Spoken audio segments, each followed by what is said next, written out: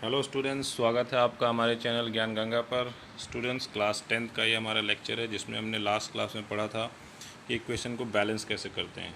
तो वो आपने समझ लिया इक्वेशन को बैलेंस कैसे करते हैं कि भाई दोनों तरफ लेफ्ट हैंड साइड और राइट हैंड साइड दोनों तरफ नंबर ऑफ़ एटम्स बराबर होने चाहिए हर एलिमेंट के। तो ये देखिए, ये एक बैलेंस्ड इक्वेशन है। Fe3 है, Fe3 है, 4s2 यानी कि 4 टू जा 8 हाइड्रोजन है, 4 टू जा 8 हाइड्रोजन है। O यहाँ पे 4 है तो O के लिए 4, O4 है तो यहाँ भी O4। ये देखिए, ये बैलेंस्ड इक्वेशन है। तो अगर ये अनबैलेंस्ड इक्वेशन होता तो हम ऐसे ही 3, 4, 2 ये सब लगा के हम इसको बैलेंस कर सकते हैं। बस इस तरह से लगाने हैं नंबर्स कि इक्वेशन हमारा क्या हो जाए, बैलेंस्ड हो जाए। ठीक है, तो ये आपको ध्यान में रखना है बस। तो चलिए, इसके बाद हमने जो बैलेंस किया था वो हिट एंड ट्रायल मेथड से किया था। ये हमने पढ़ लिया था कि हमने ये हिट एंड ट्रायल मेथड से बैलेंस किया था। इसके बाद जो इंपॉर्टेंट चीज़ आ रहा है स्टूडेंट्स, वो आ रहा है कि भाई writing symbols of physical state. तो हम क्या करते हैं, सिंबल्स लिखते हैं फिजिकल स्टेट पे। मान लीजिए कोई केमिकल रिएक्शन हो रहा है, ठीक है, तो हम क्या करते हैं उसमें सिंबल्स लगाते हैं कि वो उसकी फिजिकल स्टेट क्या है। तो कहीं कहीं देखिए इन्फॉर्मेशन ऊपर रिएक्शन में नहीं दी गई थी। अगर हम मोर इन्फॉर्मेटिव बनाना चाहें और केमिकल रिएक्शन को ज़्यादा इन्फॉर्मेशन देने वाला बनाना चाहें तो हम क्या कर सकते हैं, इसमें हम उसके फिजिकल स्टेट का सिंबल्स भी लगा सकते हैं रिएक्टेंट्स और प्रोडक्ट्स में। उनके केमिकल फार्मूला के साथ उनका सॉलिड, लिक्विड, गैस या एक्वस जो भी उनकी है उसको हम स्टेट है उसको हम रिप्रेजेंट कर सकते हैं। जी के द्वारा, एल के द्वारा, ए क्यू के द्वारा, एस के द्वारा। तो जी के द्वारा हो जाएगा क्या, गैस, एल के द्वारा लिक्विड, ए क्यू के द्वारा एक्वस और एस के द्वारा सॉलिड। तो ये सारी चीज़ें हो जाती हैं इस तरह से। जैसे देखिए आप देख सकते हैं यहाँ पर, ठीक है, इसमें देखिए साफ साफ लिखा हुआ है। क्या लिखा हुआ है यहाँ पे देखिए, 3FeS लिखा है। यहाँ पर S लिखा है ब्रैकेट में, S का मतलब ये सॉलिड में है। यहाँ पे G लिखा है, इसका मतलब ये गैसियस स्टेट में है। यहाँ भी S लिखा है, इसका मतलब ये सॉलिड स्टेट में है। यहाँ पे G लिखा है, इसका मतलब ये गैसियस स्टेट में है। तो इस तरह से हम यूज़ करते हैं, ठीक है। और अगर मान लीजिए H2O के बगल में गैस लिखा है, इसका मतलब क्या है कि H2O जो है वो किस फॉर्म में यूज़ हो रहा है, H2O जो है वो स्टीम के फॉर्म में यूज़ हो रहा है। भाई वाटर जो है गैस के फॉर्म में कैसे होगा, जब स्टीम के फॉर्म में होगा तभी तो वाटर गैस के फॉर्म में होगा। तो हमने ये देखा कि जो H2O है वो किस फॉर्म में यूज़ हुआ है, यहाँ पे स्टीम के फॉर्म में यूज़ हुआ है, ठीक है। तो हर चीज़ का हमें पता लग जाता है कि कौन सा चीज़ कौन से स्टेट में है। और ये कोई ज़रूरी नहीं कि इसको बताया जाए, लेकिन अगर कहीं मतलब ऐसी कोई स्पेसिफिक रिक्वायरमेंट होती है जहाँ हमें पता चलना चाहिए इक्वेशन में, तो ही हम इसको लिखते हैं, अदरवाइज़ नहीं लिखते हैं। एक चीज़ ये हो गई कि भाई इसकी हमने फिजिकल स्टेट बता दी। लेकिन किसी किसी में क्या होता है कि हम रिएक्शन की कंडीशन भी बताते हैं कि किस कंडीशन में रिएक्शन हो रहा है, उसका टेम्परेचर कितना है, वहाँ पे प्रेशर कितना है, ठीक है, कैटलिस्ट क्या है उसमें। तो रिएक्शन के एरो के ऊपर और नीचे देखिए यहाँ सब बताया गया। जैसे देखिए यहाँ बताया गया है, आप देख सकते हैं यहाँ बताया गया है कि CO देखिए गैसियस स्टेट में है, 2H2 भी गैसियस स्टेट में है, तो 340 एटमॉस्फेरिक प्रेशर है ये, ठीक है। तो 340 ATM मतलब ये इतना प्रेशर है, एटमॉस्फेरिक प्रेशर 340 ATM है, ठीक है। तो इस तरह से ये देखिए यहाँ पे हमने एक और कंडीशन बता दी कि भाई कंडीशन क्या है। तो यहाँ पे कंडीशन क्या है, 340 ATM यानी कि इतना एटमॉस्फेरिक प्रेशर है। अब दूसरे में देखिए सब कुछ बताया, ये एक्वस में है, ये लिक्विड में है, ये एक्वस में है, ये भी एक्वस में है। अब यहाँ पे दो चीज़ बता दी है कि कंडीशन क्या है रिएक्शन की, सनलाइट और क्लोरोफिल दोनों प्रेजेंट होना चाहिए। यानी कि सनलाइट और क्लोरोफिल जब दोनों प्रेजेंट होंगे तो ये रिएक्शन होगा। तो ये रिएक्शन की देखिए कंडीशन को भी बता रहा है, ठीक है। इस तरह से हमें पता लग गया कि रिएक्शन की कंडीशंस कैसे पता लगती हैं। इसके बाद देखिए क्वेश्चन आंसर है। ये क्वेश्चन आंसर आपको खुद से करना है, नहीं समझ में आए तो गूगल से, इंटरनेट से, बायजूस से, वेदांतु से, कहीं से भी आप ढूंढ लेंगे तो आपको मिल जाएगा। वैसे गूगल में आप डालेंगे सॉल्यूशन फॉर चैप्टर नंबर, सारा सॉल्यूशन मिल जाएगा। तो आप इसको पढ़ के समझ के तब लिखेंगे। और वैसे अगर आप कोशिश करेंगे तो सारे आंसर को किताब से ही मिल जाएंगे। जिसको किताब से नहीं मिल रहा है वो गूगल से, यूट्यूब से, कहीं से भी ढूंढ के लिख सकता है, ठीक है। ये सारे क्वेश्चन आंसर पहले तो आप किताब से ढूंढिए, नहीं मिलता है तो नेट से ढूंढिए। फिर अगर ये नहीं समझ में आ रहा है क्वेश्चन आंसर तो पूछिए। तो इसमें जो भी चीज़ नहीं समझ में आएगा वो पूछना है आपको। वैसे मैं पहले ही पढ़ा चुका हूँ एक लेक्चर, लेकिन दोबारा मैं इसको डाल दे रहा हूँ आपके लिए, ठीक है, अलग से, ताकि आप अच्छे से देख के अच्छे से समझ पाएँ। पूरा डिटेल में मैं समझा दे रहा हूँ आपको, ठीक है। ये सारे क्वेश्चन आंसर्स आपको करने हैं।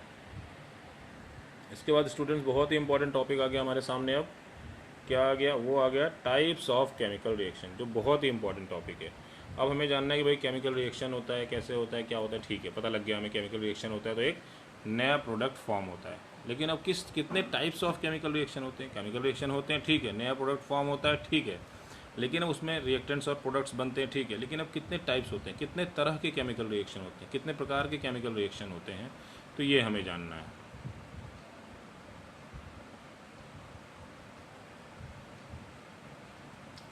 ठीक है, तो क्या लिखा है कि देखिए एक केमिकल रिएक्शन में क्या होता है, atoms of one element do not change into those of another element, लेकिन not do atoms disappear from the mixture और अपीयर फ्रॉम एल्सवेयर। होता क्या है, ये एक्चुअली केमिकल रिएक्शन करते हैं और इसमें मेकिंग और ब्रेकिंग ऑफ बॉन्ड होता है, ये आपको याद रखना है। केमिकल रिएक्शन में क्या होता है, breaking and making of bonds between the atoms of the atoms to produce new substance. मान लीजिए ये दो सब्सटेंस हैं, ये इसमें आपस में मेकिंग और ब्रेकिंग ऑफ बॉन्ड्स होता है और एक नया सब्सटेंस फॉर्म हो जाता है। ठीक है,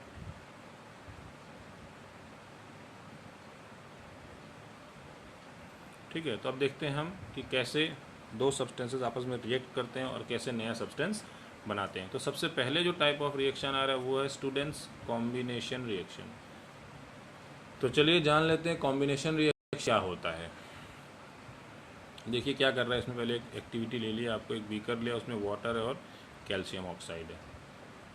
ठीक है, अब इसमें क्या होगा, लिखा है formation of slaked lime by the reaction of calcium oxide with water. तो कैल्शियम ऑक्साइड और वाटर ये दो चीज़ें रिएक्ट कर रही हैं, ध्यान से देखिएगा, कैल्शियम ऑक्साइड और वाटर ये दोनों चीज़ें रिएक्ट कर रही हैं और क्या बना रही हैं, स्लेग्ड लाइम बना रही हैं। ठीक है, क्या बना रही हैं, स्लेग्ड लाइम बना रही हैं। ठीक है, तो ये इसमें यानी कि नया प्रोडक्ट फॉर्म हो रहा है, तो दो चीज़ें यहाँ रिएक्ट हो रही हैं। तो ये टाइप्स ऑफ रिएक्शन कौन सा है, ये है कॉम्बिनेशन रिएक्शन। कॉम्बिनेशन का मतलब क्या होता है, कंबाइन करना, मतलब दो चीज़ों का जुड़ जाना। सबसे देखो पता लग रहा है, कॉम्बिनेशन मतलब चीज़ों का कंबाइन होना। तो इसमें हो क्या रहा है, देखिए कैल्शियम ऑक्साइड जो है वो रिएक्ट करता है वाटर के साथ, हमें पता है, और क्या प्रोड्यूस करता है, स्लेग्ड लाइम।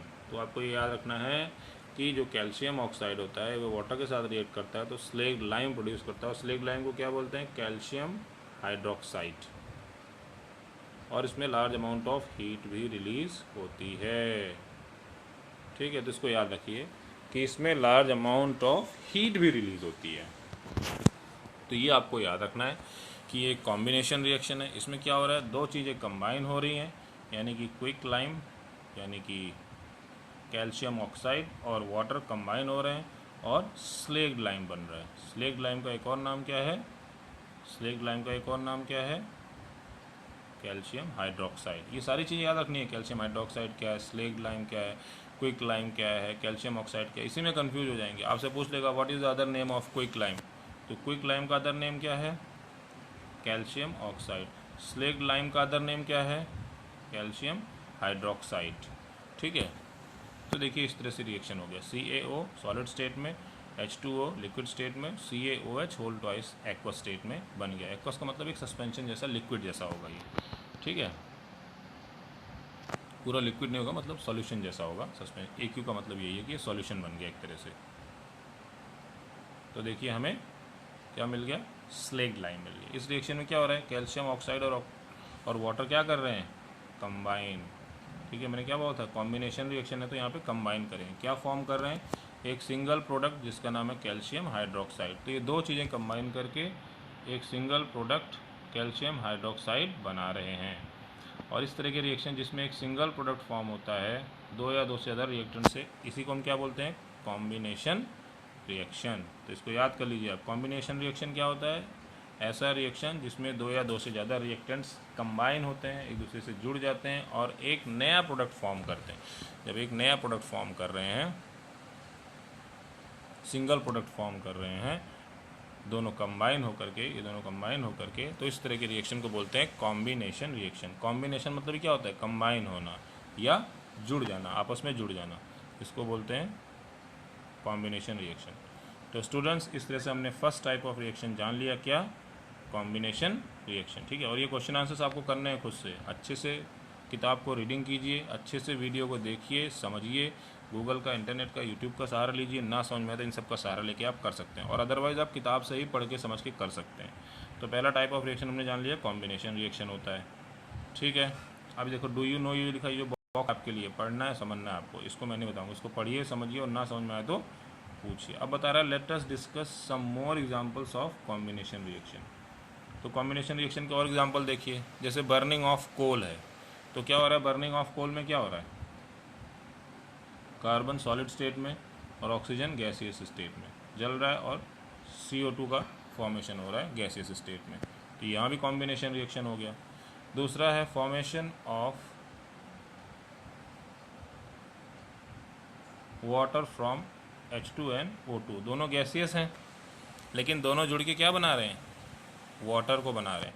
तो देखिए 2H2 गैसियस फॉर्म में और O2 गैसियस फॉर्म में, तो क्या बना देते हैं ये लोग, 2H2O, यानी कि ये लिक्विड फॉर्म में बनी है। देखिए वाटर कैसे बन रहा है, तो ये हो गया क्या, कॉम्बिनेशन रिएक्शन। दो चीज़ें, दो या दो से ज़्यादा रिएक्टेंट्स आपस में जुड़ रहे हैं और एक नया प्रोडक्ट बना रहे हैं। और सिंपल तरीके में हम ये भी कह सकते हैं कि टू और मोर सब्सटेंस, यानी कि एलिमेंट्स और कंपाउंड्स कंबाइन करते हैं और एक सिंगल प्रोडक्ट बनाते हैं, याद रखना, और एक सिंगल प्रोडक्ट बनाते हैं। The reaction are called combination reaction. तो इस तरह के रिएक्शन को हम क्या बोलते हैं, कॉम्बिनेशन रिएक्शन। ठीक है, और इसमें हमने ये भी देखा कि लार्ज अमाउंट ऑफ हीट भी इवॉल्व हो रही है, लार्ज अमाउंट ऑफ हीट भी निकल रही है। इसका मतलब इससे रिएक्शन का जो मिक्सचर है वो क्या बन जाएगा, वार्म बन जाएगा। ऐसे रिएक्शन, बहुत ही इंपॉर्टेंट चीज़ आगे स्टूडेंट्स इसको समझ लीजिए, ऐसे रिएक्शंस जिसमें हीट रिलीज होती है, साथ में एक नया प्रोडक्ट भी फॉर्म होता है, ऐसे रिएक्शन को बोलते हैं एक्सोथर्मिक केमिकल रिएक्शन। तो आपसे क्वेश्चन पूछेगा what is exothermic chemical reaction. तो एक्सोथर्मिक केमिकल रिएक्शन वो होता है जिसमें नया प्रोडक्ट फॉर्म होता है और हीट भी रिलीज होती है। ठीक है, तो reaction in which heat is release along with the formation of products are called exothermic chemical reaction। तो ये आपको याद हो गया। देखिए पढ़ते वक्त याद हो जाना चाहिए आपको, कोशिश आपकी ये होनी चाहिए कि वीडियो देखते देखते ही आपको याद हो जाए। पढ़ाते वक्त मेरा यही एटीट्यूड होता है, यही मेरी कोशिश होती है कि पढ़ते पढ़ते आपको सब कुछ याद हो जाए। ठीक है, तो क्या है ये, ऐसा रिएक्शन जिसमें हीट रिलीज होती है नए प्रोडक्ट के फॉर्मेशन के साथ साथ, उसी को हम बोलते हैं एक्सोथर्मिक रिएक्शन। देखिए इतना आसान कर, एकदम सरल कर दिया। जो हिंदी मीडियम के बच्चे हैं चाहे इंग्लिश मीडियम के बच्चे हैं, सबके लिए आसान हो गया। तो रिएक्शन, ये देखिए हिंदी इंग्लिश मीडियम इसलिए दोनों बता दे रहा हूँ मैं। Reaction in which heat is released along with the formation of new product is called exothermic reaction। ठीक है, अब कुछ और एक्सोथर्मिक रिएक्शन के एग्जांपल आप देख लीजिए। यहाँ पे क्या बोल रहा है, बर्निंग ऑफ नेचुरल गैस। जब नेचुरल गैस जलाते हैं तो क्या, नेचुरल गैस में क्या होता है, CH4 गैसियस स्टेट में होता है। ठीक है, तो नेचुरल गैस में मेनली CH4 होता है, और 2O2 गैसियस स्टेट में कंबाइन हो रहा है तो CO2 और 2H2O निकल रहा है। तो इसमें भी क्या हो रहा है, एक्सोथर्मिक रिएक्शन है, और इसमें भी हीट रिलीज हो रही है। और आपको यही पता होना चाहिए कि जो रेस्पिरेशन है ये भी एक एक्सोथर्मिक प्रोसेस है। जो हम रेस्पिरेशन करते हैं वो भी एक रेस्पिरेशन करते हैं, वो भी एक एक्सोथर्मिक प्रोसेस है। ठीक है, हमारी बॉडी में जो रेस्पिरेशन होता है वो भी एक एक्सोथर्मिक प्रोसेस है। ठीक है, इसमें भी हीट रिलीज होती है। इसके बाद हमारा आ गया, हमें ये जानना है कि देखिए हमें जिंदा रहने के लिए क्या चाहिए होती है, एनर्जी। मान लीजिए मैं आपको पढ़ा रहा हूँ, अगर मैं एनर्जी नहीं होगी तो क्या मैं आपको पढ़ा पाऊँगा, नहीं ना। तो हमें जिंदा रहने के लिए एनर्जी, और ये एनर्जी हमें कहाँ से मिलती है, जो खाना हम खाते हैं। और उस खाने से एनर्जी कैसे मिलती है, डाइजेशन के द्वारा। खाना हम जो भी खाते हैं वो डाइजेस्ट होता है और सिंपल फॉर्म में टूटता है। डाइजेशन का मतलब होता है सिंपल फॉर्म में टूटना और सिंपल सब्सटेंसेस में ब्रेक डाउन होना और एनर्जी को रिलीज़ करना। जैसे हम राइस खाते हैं, पोटैटो खाते हैं, ब्रेड खाते हैं, सब में क्या होता है, कार्बोहाइड्रेट्स होता है। जो अब राइस, पोटैटो, ब्रेड जो भी खाते हैं सब में क्या होता है, कार्बोहाइड्रेट होता है। ये कार्बोहाइड्रेट ब्रेक डाउन होते हैं, क्या बनाते हैं, सिंपल ग्लूकोज बनाते हैं। तो याद रखिएगा जितने भी कार्बोहाइड्रेट्स होते हैं ये ब्रेक डाउन होते हैं और सिंपल ग्लूकोज बनाते हैं। और ये ग्लूकोज कंबाइन करता है ऑक्सीजन के साथ हमारी सेल्स में, बॉडी में, और हमें प्रोवाइड करता है एनर्जी। तो इसका ग्लूकोज का ऑक्सीडेशन होता है, ग्लूकोज और ब्रेक डाउन होता है और एनर्जी रिलीज होती है। तो स्पेशल नेम इस प्रोसेस को दिया गया जिससे हमारी बॉडी में एनर्जी रिलीज होती है। किस special name of this reaction is respiration. तो ये जो रिएक्शन हो रहा है हमारी बॉडी में कि जो हम खाना खा रहे हैं, कार्बोहाइड्रेट्स मिल रहा है, वो कार्बोहाइड्रेट्स जो है कन्वर्ट हो रहा है ग्लूकोज में, और फिर ये ग्लूकोज जो है ब्रेक डाउन होकर के एनर्जी रिलीज़ कर रहा है और हमारी बॉडी को एनर्जी प्रोवाइड कर रहा है। मुझे एनर्जी प्रोवाइड कर रहा है, जैसे कि मैं आपको देखिए पढ़ा पा रहा हूँ, आप पढ़ पा रहे हैं, आप लिख पा रहे हैं, दौड़ पा रहे हैं, खेल पा रहे हैं। तो हमारी बॉडी में ये जो एनर्जी रिलीज़ की प्रोसेस होती रहती है, इसको बोलते हैं रेस्पिरेशन। क्या बोलते हैं इसको? रेस्पिरेशन। तो रेस्पिरेशन स्टूडेंट्स वो प्रोसेस होती है जिसमें हमारी बॉडी में एनर्जी रिलीज़ होती है। और इस प्रोसेस को सिंपली हम किससे लिखते हैं? देखिए ये रिएक्शन बहुत अच्छे से समझा रहा है। ग्लूकोज का ब्रेकडाउन होगा ना, तो C6H12O6 एक्वस, ये सब फॉर्मूले आप याद कर लीजिएगा, क्योंकि एग्जाम में फिर आप भूल जाएंगे तो गड़बड़ हो जाएगा। C6H12O6 एक्वस फॉर्म में ये ग्लूकोज है। 6O2 ये भी एक्वस फॉर्म में, ये रिएक्ट हो रहे हैं, ठीक है, ये सारा रिएक्शन हो रहा है, ग्लूकोज का ब्रेकडाउन हो रहा है। तो 6CO2 एक्वस फॉर्म में, 6H2O लिक्विड फॉर्म में, और एनर्जी, जो मेन चीज़ हमें चाहिए था भाई, रेस्पिरेशन में हमें क्या मिलती है? एनर्जी। तो हमें एनर्जी मिल गई। तो देखिए इस प्रोसेस को बोलते हैं रेस्पिरेशन, जो हमारी बॉडी में सेल्स में होती रहती है और जिसकी वजह से हमें एनर्जी मिलती है। तो ये भी क्या है? एक एक्सोथर्मिक प्रोसेस है, इसमें भी एनर्जी रिलीज हो रही है, ठीक है। आई होप ये आपको समझ में आ गया होगा कि रेस्पिरेशन क्या है, कैसे है। कोई डाउट हो तो पूछिए।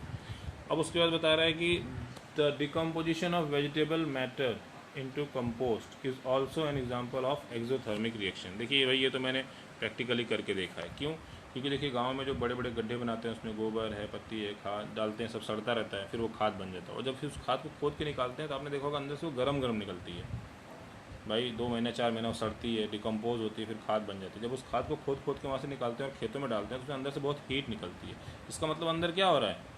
एक्सोथर्मिक रिएक्शन हो रहा है। ये आपको पता होना चाहिए। अंदर क्या हो रहा है, इसका मतलब एक्सोथर्मिक रिएक्शन हो रहा है। एक्सोथर्मिक रिएक्शन होने का मतलब क्या है?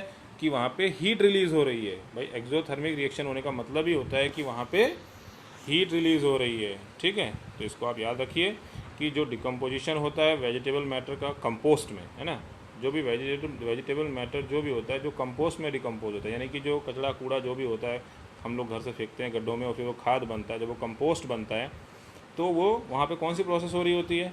एक्सोथर्मिक रिएक्शन हो रहा होता है और वहाँ पे हीट रिलीज हो रही होती है और उसका डिकम्पोजिशन हो रहा होता है। तो इस तरह से आप कह सकते हैं कि जो डिकम्पोजिशन प्रोसेस है, ये जो कंपोस्ट बनने की प्रोसेस है, वो एक एक्सोथर्मिक प्रोसेस है, क्योंकि उसमें हीट रिलीज होती है, ठीक है। तो एक्सोथर्मिक रिएक्शन मैंने आपको पहले ही समझा दिया था।